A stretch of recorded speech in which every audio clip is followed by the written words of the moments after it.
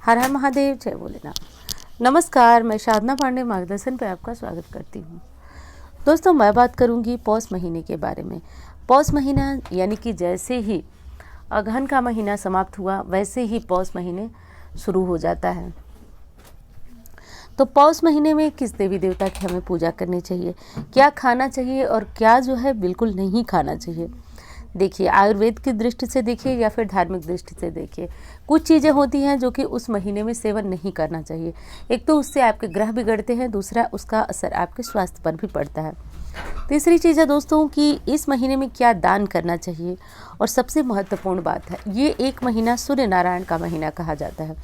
तो यदि कुंडली में सूर्य कमज़ोर है, सरकारी नौकरी के लिए तैयारी कर रहे हैं या फिर मान सम्मान नहीं मिल रहा है, धन नहीं है आपके पास, संतान नहीं है, कोई भी मनोकामना आपकी पूर्ण नहीं हो रही है, आप अपने आप को बहुत आत्मविश्वास आपके अंदर नहीं है, बहुत कमज़ोर महसूस कर रहे हैं, तो आप इस पूरे महीने में इस नियम, इस विधि से सूर्य आराधना करिए। और जो नियम विधि वीडियो में बताने जा रही हूँ उसका पालन कीजिएगा, क्योंकि ये शास्त्रों में बताया गया है कि ये पूरे माह में जो भी सूर्य नारायण की विधि विधान से आराधना पूजन कर लेता है, पौष महीने के नियमों का पालन कर लेता है, उसके सूर्य कुंडली में यदि नीच के हों फिर भी अच्छे और शुभ परिणाम, शुभ फल देने लगते हैं। तो चलिए वीडियो प्रारंभ करते हैं। अच्छी लगे वीडियो तो लाइक किया करें और चैनल को सब्सक्राइब कर लीजिएगा। दोस्तों, पौष महीना इस बार जो है वो 9 दिसंबर से शुरू हो चुका है, क्योंकि आपको पता है कि 8 तारीख को जो है स्नान दान की पूर्णिमा थी और अगहन महीना समाप्त हुआ। जैसे अगहन महीना समाप्त हुआ अगले दिन से जो है वह पौष महीना चालू हो गया।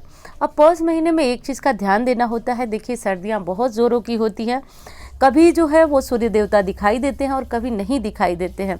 शीतलहर जैसी ठंड भी होती है, बहुत भयंकर ठंड होती है। तो यही विशेष महीना है जब हम सूर्य को विशेष प्रसन्न कर सकते हैं। यदि एक माह हम सूर्य की विधि विधान से पूजा आराधना कर लेते हैं तो पूरे साल हमने किस प्रकार पूजा की, लेट किया, सुबह किया, जो भी किया, तो सारी चीज़ों का पूर्ण फल जो है हमें मात्र एक महीने में मिल जाता है। तो यदि आपके मन में कोई भी कामना चल रही है, विशेषकर सरकारी नौकरी वाले तो गांठ बांध ले, सरकारी नौकरी सूर्य के उच्च हुए बिना नहीं मिल पाती है। तो किसी भी कारण से यदि आपके सूर्य नीच के हैं या पिता से आपकी नहीं बनती है या फिर समाज में आप कोई भी अच्छा काम करते हैं और उसका जो है शुभ फल दूसरे को मिल जाता है और ऐन वक्त पे आपकी वाहवाही होने से पहले उसकी हो जाती है, तो इस तरह की समस्याएं हैं, तो आप इस सूर्य पूजा को ज़रूर करें। वैसे एक चीज़ मैं बता दूं दोस्तों कि सिर्फ इतने ही लाभ नहीं हैं सूर्य पूजा के, अनगिनत लाभ हैं।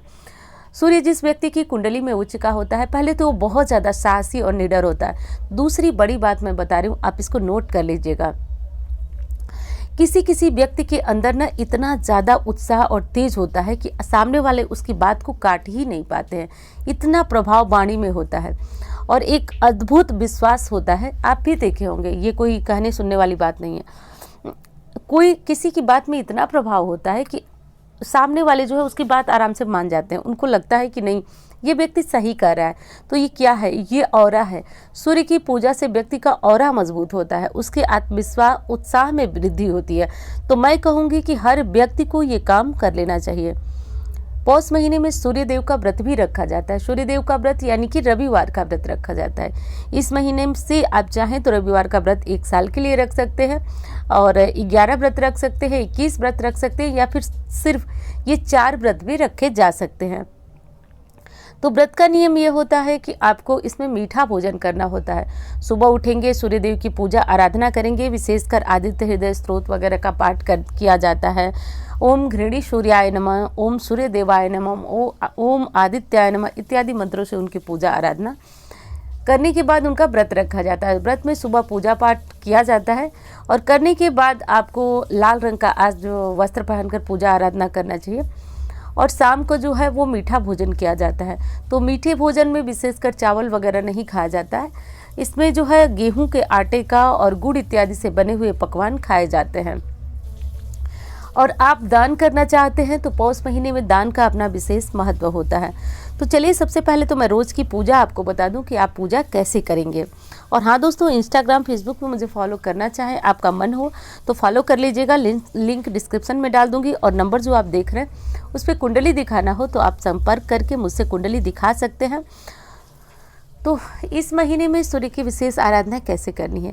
तो सबसे पहली चीज़ कि आलस्य को त्यागना होगा। जैसा मैंने पहले ही कहा कि सर्दियां बहुत तेज़ हो चुकी है, इस महीने में सबसे जो है ज़बरदस्त वाली ठंड पड़ती है। कभी कभी सूर्य दिखाई नहीं देते हैं, लेकिन आपको अपने समय पर ही उन्हें जल अर्पित करना है। सुबह सूर्योदय से पहले जग जाना है आपको, यही अपने आप में बहुत बड़ा काम है। तो सूर्योदय से पहले जगिए। उसके बाद सूर्य देव की पूजा के लिए मैंने बताया कि तांबे का लोटा ले लीजिए, पीतल का भी है तो चलेगा, क्योंकि सूर्य की धातु जो है वो तांबा होती है। तो ले लीजिए, उसमें थोड़ा सा हल्दी, चंदन, रोली, मतलब ये 4-5 चीज़ें जो मैं अक्सर आपसे बताती हूँ, तो वो मिला लीजिए, क्योंकि विशेष 1 महीने इनकी पूजा होती है। कैसे होती है? तो हल्दी, चंदन और अक्षत ले लीजिए, दुर्वा ले लीजिए, लाल फूल मिले तो ले लीजिए। कुछ लोग पूछते हैं दीदी गुड़ भी डाल सकते हैं, तो बिल्कुल डालिए, उसमें कोई भी टेंशन वाली बात नहीं है। और रही बात कहने सुनने की, तो देखिए यूट्यूब हो या फिर ऐसे हो, सभी लोग यहाँ पे अपने मत कहते हैं, अपना विचार कहते हैं, तो जो चीज़ उनको अच्छी लगती है वो कहते हैं। लेकिन शास्त्रों में ऐसा कोई वो प्रमाण नहीं है कि आप उसमें नहीं डाल सकते। आप डालिए, उसी तरह डालकर सूर्य पूजा करिए, सूर्यदेव की पूजा करिए। और हाँ, सूर्यदेव की पूजा के बाद इनकी 3 परिक्रमा की जाती है। 3 परिक्रमा करिए, और मंत्रों का कोई विशेष वो नहीं है। विशेष सूर्यदेव का ओम घृणी सूर्याय नमः मंत्र है, या फिर सूर्यदेवाय नमः, ओम आदित्याय नमः, ओम भास्कराय नमः, जो आपकी इच्छा हो बस पढ़ सकते हैं, तो कर लीजिएगा दोस्तों। अब उसके बाद जो है विशेष जो संडे का उपाय है, आप व्रत ना भी करें तो आप चाहे कुंडली में, यदि आपको किसी ज्योतिष ने बताया है, देखिए जानकर तभी दान किया जाता है। आप ये जान जाइए कि सूर्य आपकी कुंडली में पीड़ित है, अच्छे फल नहीं दे रहे हैं, तब आप सूर्य का दान कर सकते हैं। कैसे किया जाता है? तो गेहूँ जो है और गुड़, और विशेष अगर दान करना चाहते हैं तो तांबे का लोटा ले लीजिए, उसमें थोड़ा सा गेहूँ, थोड़ा गुड़ भर करके किसी भी धर्म स्थान में दे सकते हैं, या फिर ज़रूरतमंद को दीजिए, लेकिन धर्म स्थान में दिया जाता है। यदि बार बार आपके सूर्य जो है वो आपको कोई भी बता देता है, ज्योतिष जहाँ भी आप अपनी कुंडली दिखाते हैं, कि आपके सूर्य कमज़ोर है, तो ऐसे में एक चीज़ का ध्यान देना चाहिए। प्रयास करें कि पिता के साथ आपके संबंध अच्छे हों।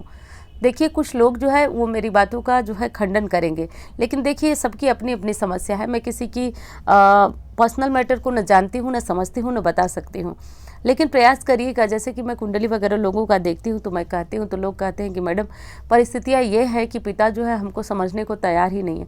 तो देखिए मेरा काम है बताना। अब परिस्थिति आप देखिए, मैं पूरी तरह से किसी को भी गलत तो नहीं कह सकती हूँ। हो सकता है कि गलती आपकी भी हो सकता है कि गलती उस तरफ से पिता की भी हो। तो ये कलयुग चल रहा है, गलती पिता की भी हो सकती है। तो इस तरह से जो है आप देख लीजिएगा कैसे क्या करना है, लेकिन प्रयास करिए कि पिता का सम्मान किया जाए।